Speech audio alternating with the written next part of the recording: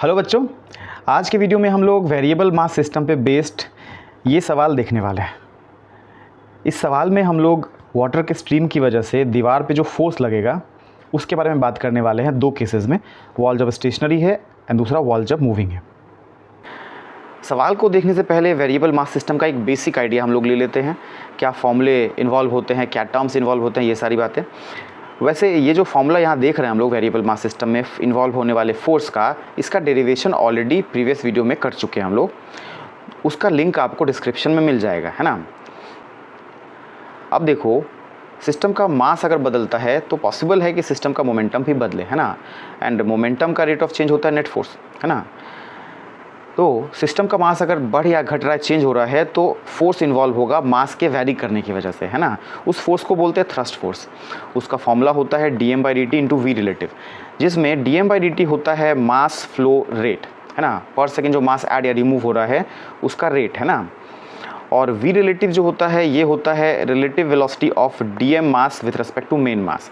मतलब अगर आप किसी सिस्टम को कंसीडर कर रहे हो, उसका मास बढ़ रहा है, तो धीरे धीरे करके मास ऐड हो रहा होगा ना, है कि नहीं।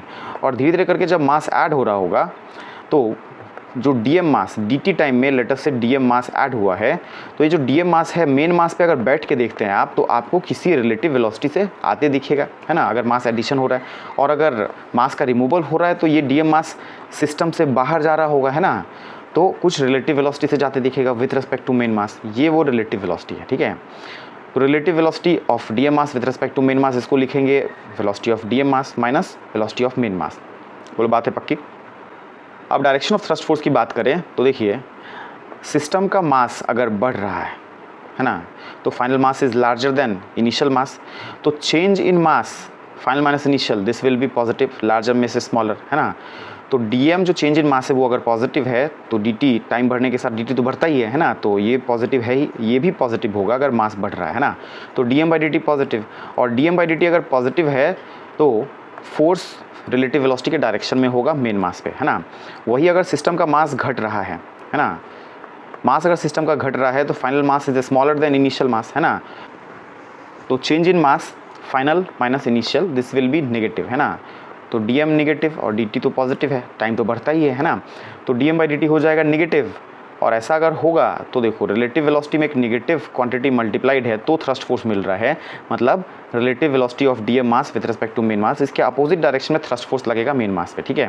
डायरेक्शन के बारे में ये आइडिया ले लिया हम लोग। अब वापस से सवाल पे आते हैं।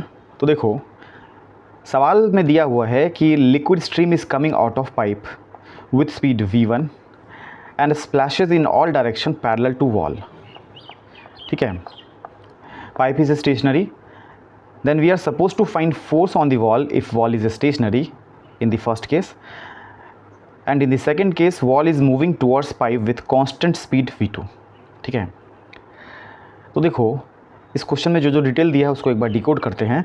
पाइप दे रखा है रेस्ट पे, पाइप से वाटर स्ट्रीम निकल रहा, लिक्विड स्ट्रीम निकल रहा v1 स्पीड से, दीवार पे जाके टकरा रहा, है ना। और टकराने की वजह से दीवार पे लग रहा फोर्स, उस फोर्स का कैलकुलेशन करना है। फर्स्ट केस में जब वेलोसिटी है 0 दीवार का, और सेकेंड केस में when wall is moving towards pipe with speed v2, ठीक है। ये है डिटेल। अब केस फर्स्ट पे आते हैं। तो देखिए, केस फर्स्ट में बोला गया है कि वॉल इज़ स्टेशनरी, है ना।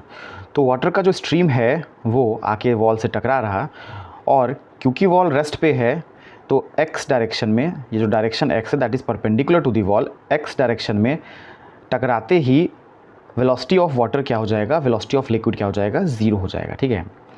और बाकी प्लेन ऑफ वॉल के अलॉन्ग की बात करें, जैसे यहाँ देखो x एक्सिस जो है परपेंडिकुलर टू दी वॉल है, और हम लोग इस तरीके से आँख लगा के देख रहे हैं, तो YZ प्लेन जो है that is the plane of wall, है ना। हम लोग देखेंगे तो इस व्यू से देखिए तो कुछ इस तरीके से YZ प्लेन दिखाई देगा, है ना। और इसमें बोला गया है कि वाटर स्प्लैश कर रहा है ऑल डायरेक्शन में in the plane of wall symmetrically.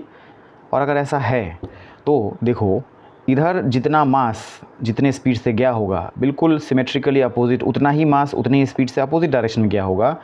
तो दिस मास इनटू वेलोसिटी इस डायरेक्शन में and this mass into velocity इस डायरेक्शन में, ये दोनों कैंसिल कर रहे होंगे, इक्वल एंड अपोजिट होंगे। बिल्कुल वही कहानी इधर और इधर मोमेंटम का होगा, कैंसिल कर रहे होंगे, सेम इधर और इधर भी मोमेंटम का यही कहानी होगा, है ना। तो सिमेट्रिकली जब वाटर स्प्लैश किया है तो फाइनल मोमेंटम यहाँ 0 हो गया है, ठीक है। बात आ रही क्या समझ में? तो फर्स्ट केस में जब वॉल रेस्ट पे है तो देखो हम लोग ऐसा कंसिडर कर रहे हैं कि मेन मास क्या है, वॉल है, वॉल पे फोर्स देख रहे हैं, है ना। हम लोग थ्रस्ट फोर्स ऑन मेन मास की बात करते हैं, तो मेन मास वॉल को माने और वॉल में जो है एडिशन हो रहा है वाटर का, है ना। तो मास एडिशन हो रहा है तो उस केस में dm/dt पॉजिटिव, और dm/dt पॉजिटिव तो thrust force on main mass but that is wall, force लगेगा थ्रस्ट फोर्स v रिलेटिव के डायरेक्शन में। बात आ रही है समझ में? अब ये जो v रिलेटिव है ये होता है relative velocity of dm mass with respect to main mass, है ना। जैसे यहाँ मेन मास क्या है, वॉल है, और dm मास क्या है, तो टाइम के साथ जो छोटा छोटा अमाउंट में मासेस ऐड हो रहा है लिक्विड का ऑन वॉल, उसका एक छोटा सा टुकड़ा वाटर के स्ट्रीम का, है ना, इसका मास है dm।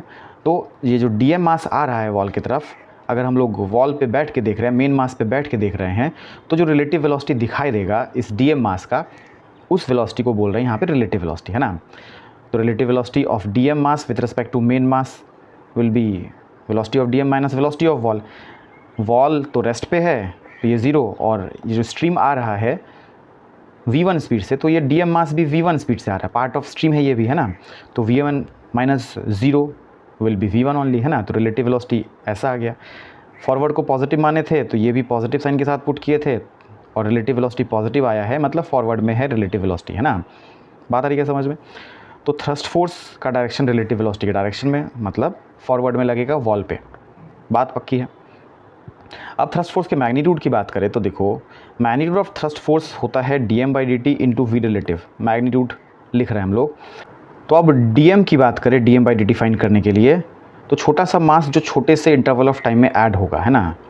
तो यहाँ देखिए dt टाइम में dx लेंथ ऑफ स्ट्रीम जो है वो ऐड हो जा रहा है वॉल में, है ना। तो उसके करस्पॉन्डिंग जो मास है dx लेंथ ऑफ स्ट्रीम के करस्पॉन्डिंग, उसको dm बोल रहे हैं। तो ये dm आएगा कैसे, तो डेंसिटी इनटू वॉल्यूम से, है ना। एंड वॉल्यूम को लिख पाएंगे हम लोग AdX। देखिए ये जो टुकड़ा है ये छोटा सा सिलिंड्रिकल टुकड़ा है ना, जिसमें ये है एरिया ऑफ क्रॉस सेक्शन, है ना, and this is the length इस छोटे से सेगमेंट का। तो यहाँ पे area into length will be volume into density will be mass, ठीक है। वैसे ये जो पोर्शन है ये सिलिंड्रिकल है, सिलिंड्रिकल पोर्शन में हम लोग वॉल्यूम की बात करते हैं πr² इंटू h। तो यहाँ पे πr² is the area of base and h जो है ये लेंथ ऑफ सेक्शन, कुछ इस तरीके की बात है ना। बात आ रही है क्या समझ में? तो ये एरिया ऑफ बेस ये and length of section dx। तो इस तरीके से ये वॉल्यूम ऑफ दिस सेक्शन आ गया है, इंटू डेंसिटी करने पे इसका जो मास है dm वो आ गया, ठीक है। अब dm/dt, तो dm डिवाइडेड बाई dt किए तो ρ a dx/dt। अब dx/dt क्या है, तो dm मास का जो पोजीशन चेंज हो रहा है इस डायरेक्शन में, x डायरेक्शन में, दैट इज़ dx/dt, है ना। और वो क्या है, वो तो v1 है ना। तो dx/dt की जगह v1 पुट कर दिए। तो उस तरीके से थ्रस्ट फोर्स हम लोग लिख पाएंगे dm/dt which is ρ a v1 into relative velocity which is v1 ρ a v1 square. बोलो बात है पक्की? तो ये थ्रस्ट फोर्स लग रहा है वॉल पे केस फर्स्ट में, ठीक। अब देखो सेकेंड केस में wall is moving towards pipe, है ना, ये दिया हुआ है, और v2 स्पीड से वॉल मूव कर रहा है, ये दिया हुआ है। तो यहाँ पे मास एडिशन वॉल में हो रहा है, थ्रस्ट फोर्स का कैलकुलेशन वॉल के ऊपर हम लोग करने वाले हैं, ठीक है। तो ये वॉल जो है दिस इज़ मेन मास, है ना, और इसमें मास एडिशन हो रहा है। तो यहाँ पे भी बोल पाएंगे कि dm/dt पॉजिटिव होगा तो v relative and thrust force का डायरेक्शन क्या होगा, सेम होगा, है ना। तो यहाँ पे v रिलेटिव की बात करें तो relative velocity of dm mass with respect to main mass, और मेन मास यहाँ पे क्या है, वॉल है।